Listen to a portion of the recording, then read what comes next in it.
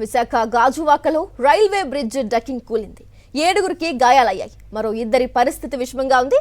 గాయపడ్డ వారిని ఆసుపత్రికి తరలించారు. పిల్లర్కు కాంక్రీట్ వేస్తున్న సమయంలో ఈ ప్రమాదం జరిగింది.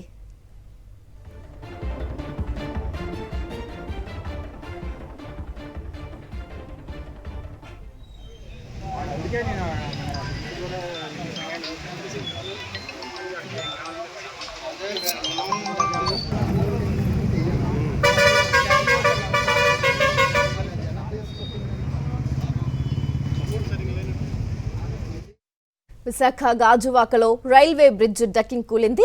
7గురికి గాయాలయ్యాయి. మరో 2 పరిస్థితి విషమంగా ఉంది. గాయపడ్డ వారిని ఆసుపత్రికి తరలించారు. పిల్లర్కు కాంక్రీట్ వేస్తున్న సమయంలోనే ఈ ప్రమాదం జరిగింది.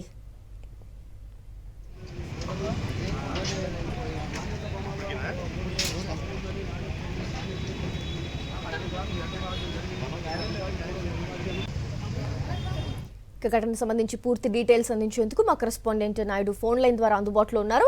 నాయుడు, చెప్పండి, ఘటనకు సంబంధించి పూర్తి డీటెయిల్స్ ఏంటి?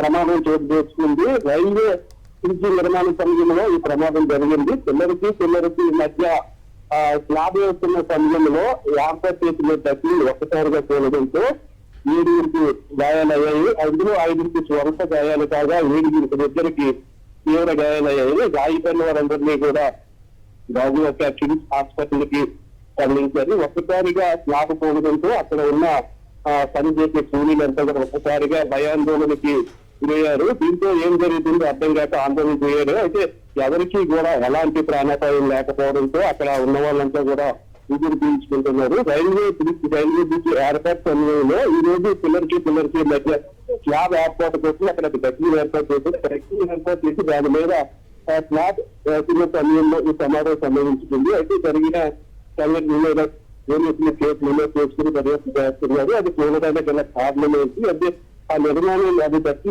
నిర్మాణం నాసిరకంగా నిర్మించడం వల్ల ప్రమాదం జరిగిందా, లేదంటే మరి ఏదైనా కారణం ఉందా కోణంలోని పోలీసులు జరుగుతున్నారు. గాయపడిన 7గురిని కూడా కిమ్స్ హాస్పిటల్ తరలించారు. అందులో ఇతనికి తీవ్ర గాయాలు అయ్యాయి.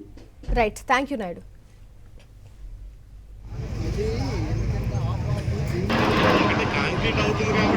ఉండకపోవచ్చా?